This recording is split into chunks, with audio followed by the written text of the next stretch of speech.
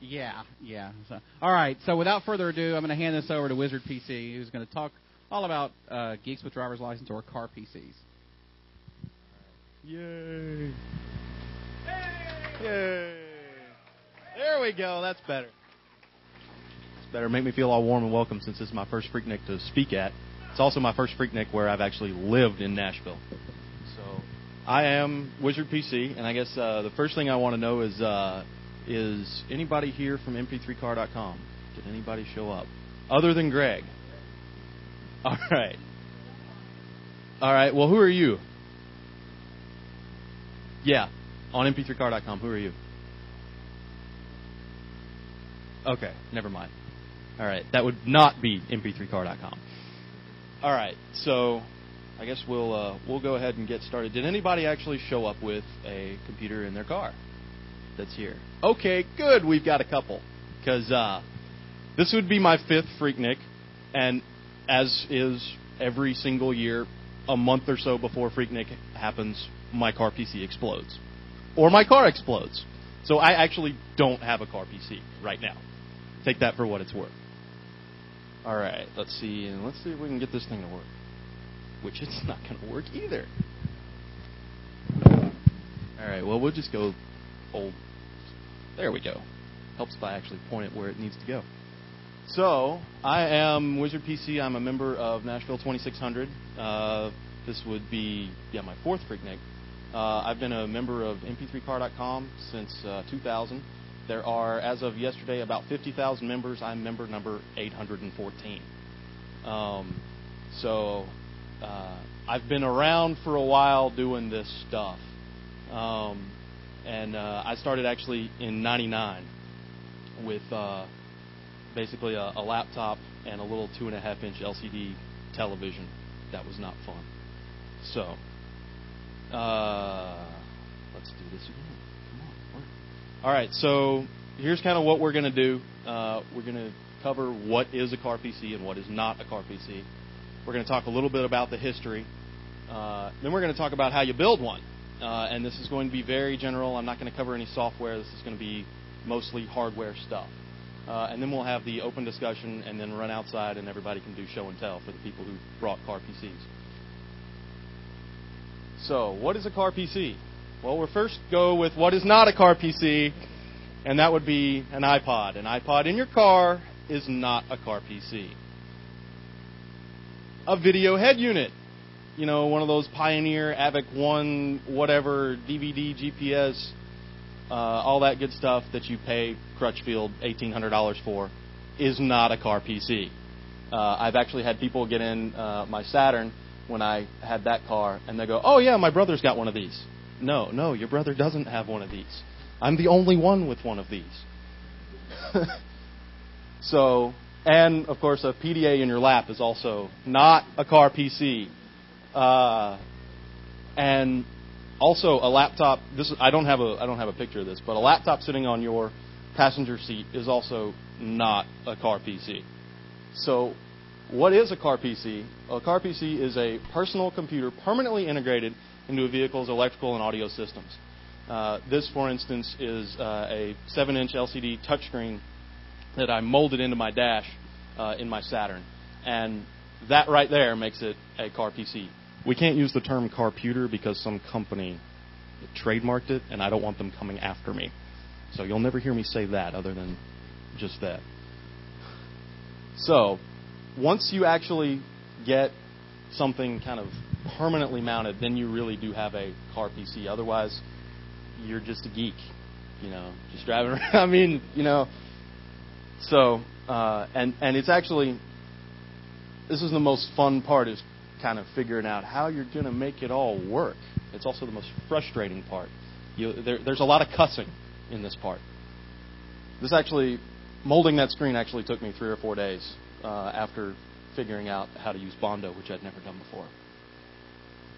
So, we'll talk about kind of the history of car PCs now. Like I said, I've been doing this since about '99. And in the very beginning, you had Winamp and a DOS program called MPX Play. And those were basically, you had that. That was your choice. You could use a Windows 95 machine or 98 machine and have it boot up what we call headless, which is with no monitor whatsoever. You might have a 40 by 4 character LCD screen if you had the extra $120 at the time, and those were, you could have those in VFD or LCD. To change songs or navigate directories, you would use a numeric keypad, and those things cost about $80 or $90 then. I think they're down to about $25 now. And people were using 233 megahertz towers with power inverters and cassette adapters, which is not suggested anymore. That's kind of the cheap man's way to get in there. But in '99, that's what we had. I did actually go to a car show once in about 2000 and saw a guy with a 15-inch CRT molded into his dashboard. I kid you not, it was a Tahoe, and that was the only way. I mean, a full-size Chevy truck was about the only thing that you could do that in. I don't think it's legal anywhere, but the funny thing about the law is that the way the law works is things are legal until somebody passes a law to make it illegal. So I guess at that time it was technically legal because there wasn't a law against it. All right.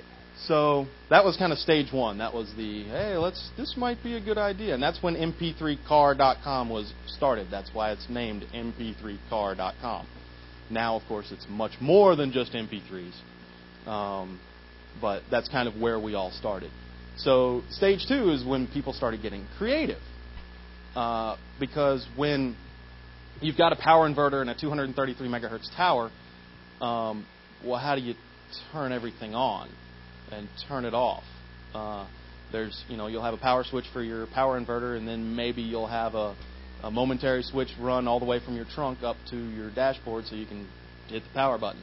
Well, that's kind of inconvenient. So some guys started coming up with shutdown and startup controllers. So you'd get in there and you'd turn your key on and everything would turn on.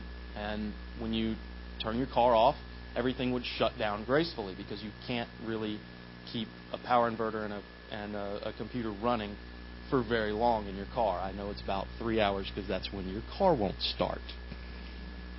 So, and then people started figuring out, hey, well, we can use laptop screens. The laptop screens at that time were $800 for the screen and $300 for the controller card. So $1,100 just so you can get the nice, pretty display. So very few people actually did that. I think the first guy who did that was a guy by the name of Ashley Powers out of Florida. He did it in a 300Z. It was really nice. He actually had this thing where it would actually kind of tilt up, and it laid against his dashboard when he wasn't running it. It was really neat. Then we had the industrial and the point-of-sale touchscreens, which is kind of what I got. And it was $300 for the whole thing. It was a 10.4-inch LCD touchscreen, about maybe 100 lumens, and it was really, really weak. It worked kind of well at night, but otherwise not so much. And they were just huge. The thing weighed about 15 pounds, I think. And again, I was in a full-size Chevy pickup truck, so I had room to put that. If you're driving a Saturn or a Geo, 10.5-inch screen, not going to fit anywhere, really. People also then started using NTSC LCDs. The NTSC LCDs are those, $89 eBay headrest monitor thingies. Stay away from those because the lowest resolution you're going to get out of a computer is going to be 640 by 480. So 480 horizontal lines of resolution. Those NTSC LCDs, about 300 lines of resolution.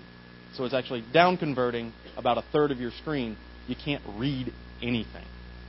But it was pretty and it was graphical, and you could make Winamp scans that were, very large, and then, you could move your little mouse around and click on the buttons. Also, at this stage, we found out about the Key Power 12-volt AT power supplies. Not ATX, just ATs. But they ran on 12 volts, which is naturally much more efficient than running a power inverter and going from 12 to 110 back to 12. But they were about $250, whereas a power inverter would cost you about $90 at that time. So only a couple of people actually did that. So then we move on to Stage 3. Stage 3 started about 2002, late 2002, early 2003, and companies started going, hey, wait a second. There's a market here. People are doing this. And so we got the first VGA LCD touchscreen 7-inch that was pretty much built for car PCs. It runs on 12 volts. They were about $600 when they first came out, which was about half the price of these notebook LCDs that we had been using.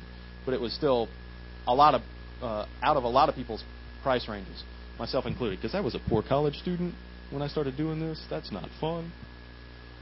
Then a company called Opus Solutions, they came out with some power supplies. Opus now has 250-watt power supplies. They're ATX. They have built-in shutdown and startup controllers.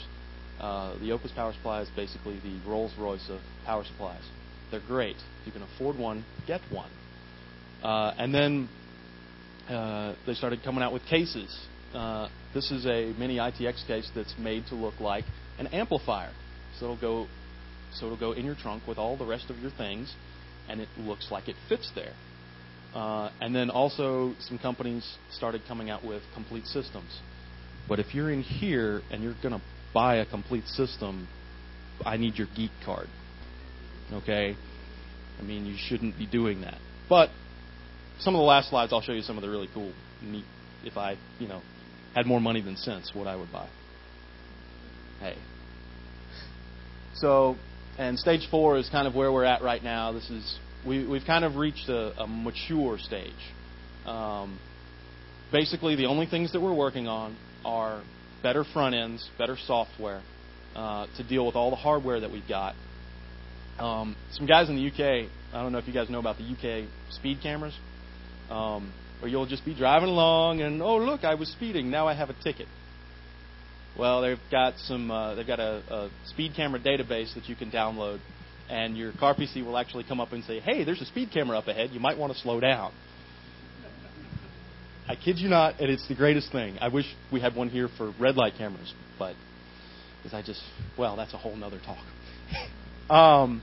And also we're working on some hardware. I was perusing the forums the other night, and some guys in Belgium have come up with a pretty good USB AM/FM receiver, because that's the one thing that's very, very lacking, is there are no good FM receivers for computers. That sucks. That has been the biggest complaint for the last 7 years. I actually ended up with a little D-Link radio that if anybody's ever had one, they understand my frustration. You can receive a station if you're standing next to the tower. And that's about it. Use in a car? No. Because you're basically in a huge Faraday cage at that point. So, like I said, some guys in Belgium, that hardware isn't actually going to be released till next Friday. So, I don't have anything that I can actually show you, pictures or anything like that. But it's supposed to be really good, and the community's been working on it for a while. So maybe we'll have that. That's kind of like the last little hurdle before this really becomes more mainstream. All right. So now we've kind of talked about how we've gone from 233 megahertz towers in the trunk of your car up to now. So how do we build one? And we're going to talk about several things. Basically, what you need to consider. Then you need to figure out what direction you're going to go in, what platform you're going to use, how are you going to power it, how are you going to get sound, what are you going to use for your display, what are you going to use for external inputs like your XM stuff, and what are you going to use for communications, and then some advanced options, which can get very, very weird. So, considerations. Okay, if you've got one of these lying around and you've got no money, you're a poor college student, 18, 19 years old, this is kind of where this happened. This is a full tower with a slot-load DVD drive running on a power inverter. This is in this guy's trunk. I took this at a meet, I think. I can't remember if I took this picture or if I stole this from somebody, but something I should probably say. All photographs are copyright of their respective owners, and if you have a problem with me using this, just let me know, and I'll stop. So the things we need to consider: power, space, heat, and your budget. Your budget's probably the biggest thing that you want to consider. If you've got $2,000, well, you can pretty much do whatever you want. If you go to MTSU and you're eating ramen noodles, but you really want a car PC, that the $2,000 car PC is not really going to work for you. But your power, your space, your heat is a man. Let me tell you all this little story about heat. So in my Saturn, I had in the back this car PC that kept overheating, and I couldn't ever figure it out. It would work fine inside, but then I'd go outside, and it would just constantly reboot. So I ended up taking ductwork from the front, running it to the back, and having my air conditioning go through the car PC. Okay, so that was kind of a temporary solution. So then I ended up drilling holes in the trunk of my car and having little ductwork that was kind of like a ram air induction for my car PC. Well, that didn't work out very well, because when you're driving down the road, where's that air coming from? From the front of your car, where your engine is. It's running about 400 degrees. Yeah, so that didn't work out so well. So that kind of goes into budget, because what I found out was it was because I was using $25 sticks of RAM. They worked fine in the house, but I ran mem tests and something like 10 or 12,000 errors. Yeah, so I ended up going and getting the good RAM, and yeah. So I spent about $300 trying to correct my heat problem, when it was, $85 stick of RAM fixed my heat problem. So let's jump back up to space. If you drive a Geo, this isn't going to work. If you drive a Tahoe, this might work. But these are the things that you have to think about before you start your project. The other thing that you have to think about is the direction. Where do you want to go with this project? Do you want to be able to drive down the street and crack WEP within 5 minutes?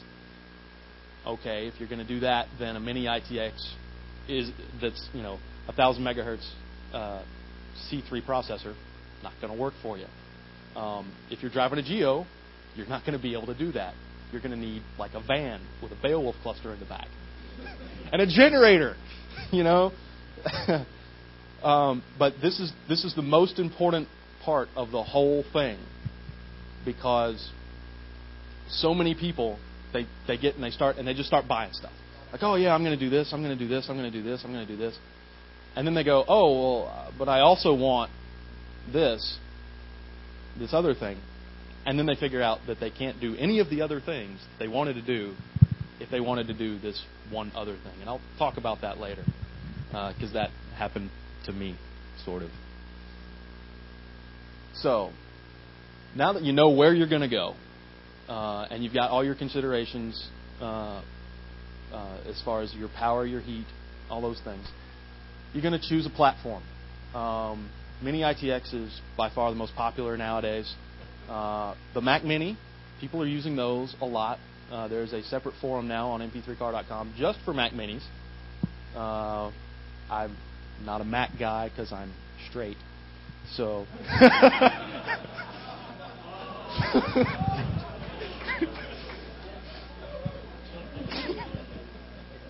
Ouch. Anyway, so I don't hang out there. And then you could also go with a full-size board, which is obviously what that guy with the trunk picture was doing, or a laptop. Now, remember when I said that a laptop sitting on your front seat is not a car PC. However, a laptop dock in the back with your touchscreen and all that stuff hooked up in the front, that does work as a car PC, and that's a direction that some of you may go. In fact, there is at Office Depot or Office Max, one of those two, there is a universal laptop docking station that's one USB port. You plug it in, and you've got I think 4 USB ports on that particular dock. You've got sound and video, and it apparently it works really, really well from what I've heard. It's like $159. So if you've got your $2,000 Sony Vaio, you just plug that thing in, and you can have that sitting on your front seat. And all your touch screens and everything works just off of your laptop, which may be the direction I go with my new vehicle. So, power options. You've got 2 options. You can use an inverter, or you can use a DC to DC power supply. Currently, right now, as far as I know, the highest powered DC to DC power supply is 250 watts. So if you're going to be running, an AMD 64 quad proc, craziness, 250 watts, not really going to work for you. So then you'll have to go the power inverter route. Just know that that's very unclean. You'll always have a ground loop every single time. Ground loop, for those of you who don't know, well, you should know. But ground loops is basically when you get kind of running through your speakers all the time. So there we go. Audio. You have several different methods of getting audio from your computer to your speakers. This is probably the most asked question. How do I get the sound to my speakers? In my personal opinion, the best way to do that is going straight to amplifiers. Just don't have a radio at all. I did this for 2 years. You just don't have a radio at all. Besides, if you guys listen to the radio, they're playing all the same songs that they did 3 years ago. So that's by far the best way to do it. You control everything from your car PC. You get the cleanest sound, and you are able to control everything. The second best method, if you absolutely have to have AM, FM radio, or HD radio, or whatever it is that you want to listen to, is using an auxiliary input. Now, this can be either an 1/8 inch jack on the front or the back of the radio, or CD changer controls. A lot of times, companies will offer a auxiliary input based on your CD changer. The inline FM modulator is the third choice. I think you can get those for $25, $30, $40 now. And those actually you take your radio out, you plug in the modulator to the back of the radio, and then you plug the antenna into the modulator. And you'll tune your radio to 88.9 or whatever, and it'll come over. There will be some hiss. It won't sound as good, but if you're using 128 kilobit MP3s, you won't really care. Also, if you're kind of cheap, you won't really care. The last 2 methods, if you use these, you will cuss all the time, because you'll get hiss and you'll get interference, and you'll say, why, oh why did I use this $5 adapter? And then you'll get on the forums and you'll go, why does my sound suck? Well, it's because you're using either an external modulator or a cassette adapter. And who's got cassette players anymore? I mean, really? Oh my gosh! Ho! Okay, never mind. Apparently, a lot of people do. So do you still listen to your tapes? Yeah? Works great for your iPod. See, there you go. Were you here for the beginning? That doesn't count. All right, displays. I will say this, and say this, and say this, and say this. Get a VGA touchscreen. If you get an NTSC screen, you will be unhappy. Getting the touchscreen portion makes it really cool, because then you just, instead of having to go around with a trackball or a mouse or something like that, you just touch the screen. I think that's why they call them touchscreens. They start at 7-inch LCD touchscreens. In fact, let me show you what I got here. I got a 7-inch VGA LCD touchscreen. This was actually in my Saturn. My Saturn about 6 months ago went all splody on me. And, so there was transmission parts all over Old Hickory Boulevard. But this is a 7-inch Lilliput LCD touchscreen.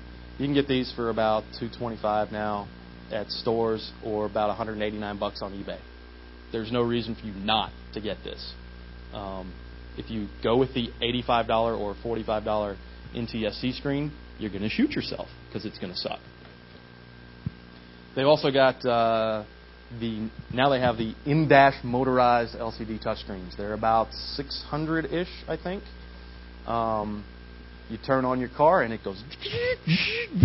It's really cool. Really cool. If I didn't drive a Jeep that had an overhang, that's what I'd buy.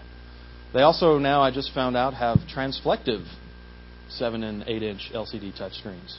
They're about $800 or $900. Again, you got more money than sense? Go ahead.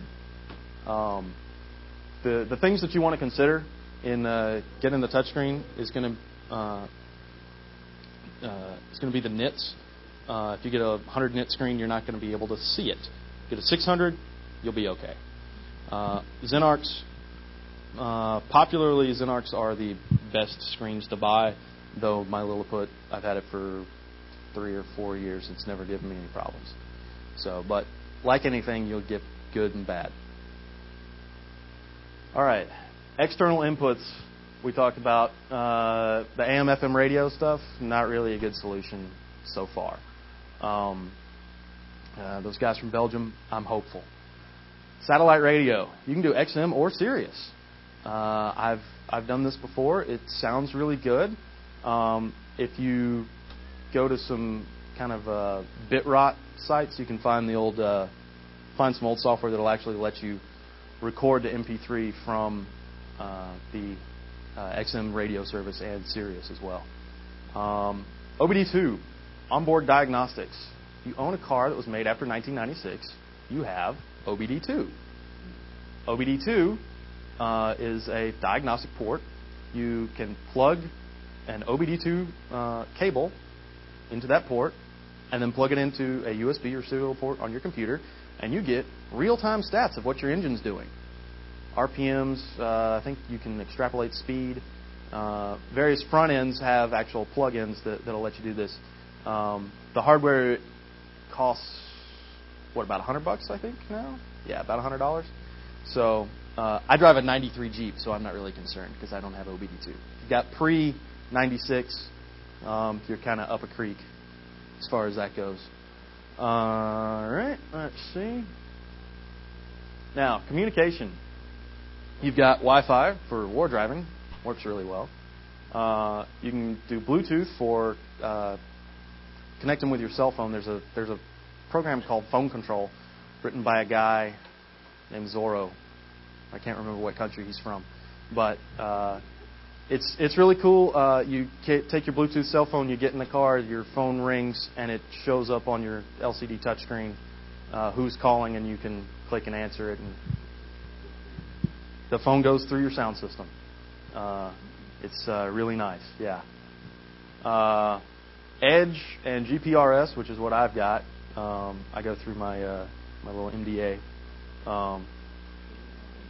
and it's about 260 kilobits downstream, which is really all you need, because what you do with the front ends is you download weather information or traffic information, and your GPS will route you around stuff. It's really kind of cool. And so Edge and GPRS is about $30 a month if you've already got a phone plan, depending on your carrier.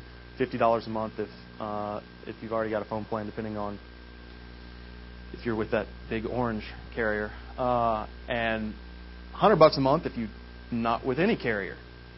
Go figure that one out. So kind of the thing I want to talk about now is WiDEN, which is the internet that you get with Boost Mobile. It's 20 cents a day, $6 a month. Oh, Sprint's now $10 a month, apparently. Does that work for the full internet, or is it just... Okay. Well, there you go. Sprint sounds good then. All right. So, let's see. Now, the advanced options, you can put cameras in there, which is what I want to do because idiots in Nashville cannot drive, and when they pull out in front of me and I smack them, I want to have them on video. There's a company called Fidgets that sells all kinds of really cool stuff that you can do. You can make your own controllers, and it's really nifty stuff. Check it out. It's fidgetsusa.com. And then the ever popular but never done scrolling LED sign. Every newbie gets on mp3car.com and goes, hey, I've got this sign that I want to put in my back window. Yeah, okay, sure. Call me when you're done. 7 years, no one's ever done it. Ever. And also the biometric engine start. I want to get a thumb scanner on my shifter so I can just hit that and my car will start. Yeah, okay, sure. When you figure it out, let us know. And then this is something that came up on MakeZine, a mobile nuclear weapons detector. 15 grand. So if you got more money than sense, by all means, go ahead. Yes, this has actually been done. A mobile nuclear weapons detector. They've actually put it on boats, and they go through San Francisco. I think they said they can detect it about a quarter mile. Yeah, well, yeah. That's a whole nother talk. So, will I build one for you? Sure. $100,000 up front, $200,000 upon delivery, because I've done this before. And it sucks. Yes. I had a guy, this is kind of how I came up with this, you need to know where you're going before you start building. It's because the guy, I said, I want my computer to do this. Okay, so I built him one that did that. Oh, I also want video. Well, crap. I was using an M10000. I have to start all over again. So, can you buy one? Yes, but again, if you wouldn't be here if you were that kind of person. There are two places that I know off the top of my head, store.mp3car.com. This is the Infill T3, $2,200. It's really nifty. If I had more money than sense, I'd buy it, because they're kind of a pain to build themselves. And GNet Canada, which I think they basically buy stuff from mp3car.com and then assemble it and then sell it to you for twice as much as they bought it for. So, all right. So now, what time is it? Beer time. 10 till. So we've got, if the guys who have car computers want to pull into the. All right. Oh, hang on a second.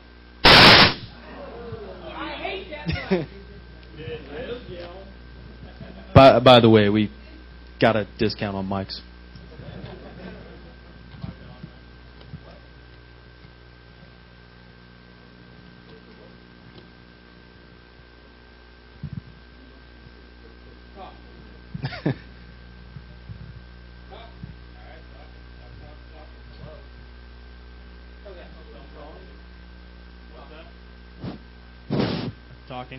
Talking. Hello?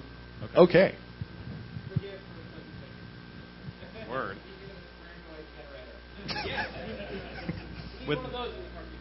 With regard to the OBD2 support, does it actually support the manufacturer-specific codes, or does it only support the standard codes? That actually depends on the hardware that you buy. Some of them do support the GM specific codes, and some of them are, just a $45 cable that you have to splice together yourself. So, any other? All right, come on up. Is hard drive failure a problem with all the vibration and heat? Actually, no. That's typically one of the first questions that's asked is, what about hard drive vibration and all that stuff? And modern hard drives can survive about 500 Gs of force. If you're experiencing more than 500 Gs of force in your car, you have bigger things to worry about than whether your MP3s are going to be skipping. 2 points I wanted to make. As far as AM/FM reception for a computer of sorts, ATI makes a TV /FM device that'll plug into the USB. You can do it that way. But back to the hard drives, though, for a moment. What about temperature extremes? Like in the middle of winter, for example. Well, the guys up in Canada, who obviously have to deal with the cold weather all the time. Yeah, this is far north as I go. But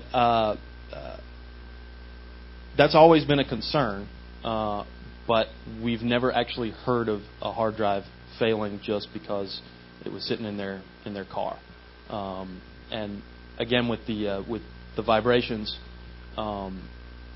it's not really a big deal. Heat, I have seen cause problems, and what I've done in the past is just get one of those anodized hard drive coolers, and that actually works really, really well. It'll fit in a 5 1/4 inch slot.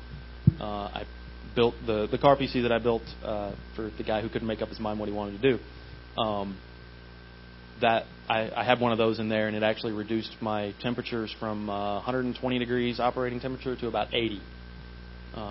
So if you want to use one of those, then those are good. All right. Anybody else? No?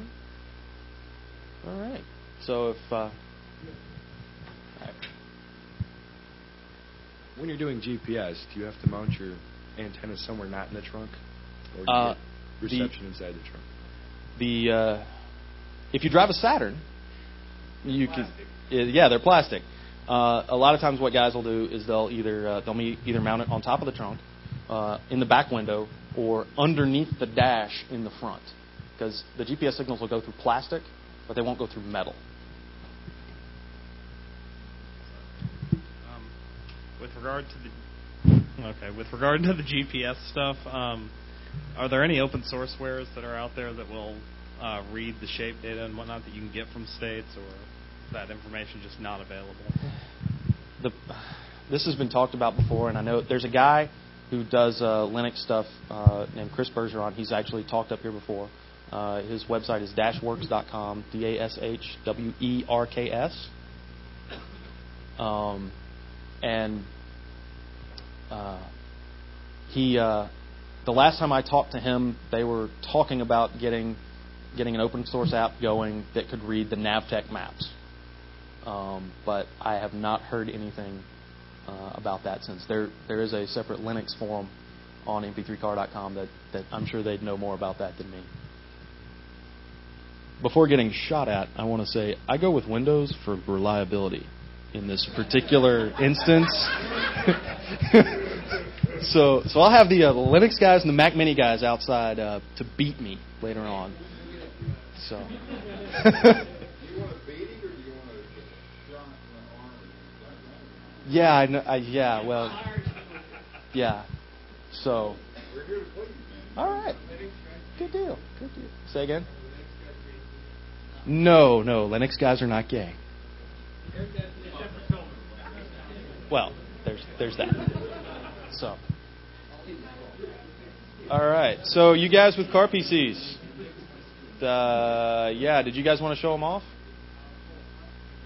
Yeah, if you want to pull up front, and if everybody wants to go look at it. But before you leave... Hi, guys. How's it going? I'm Skydog. I'm the director of hospitality, or what. Someone's got a white Mazda Miata with black racing stripes with the license plate 859 MMG. Is anyone fitting that description in here? Well, then, this is mine. Appreciate it. All right. Actually, Skydog, they may be watching this. Hey, Skydog, they may be watching this in their room. So report to ConOps. If that's you, report to ConOps, which is downstairs, first floor, in case you didn't know. All right. Yes, follow the sound of my voice. Okay. So I think the guys are going to pull their cars up if you guys want to see. All right.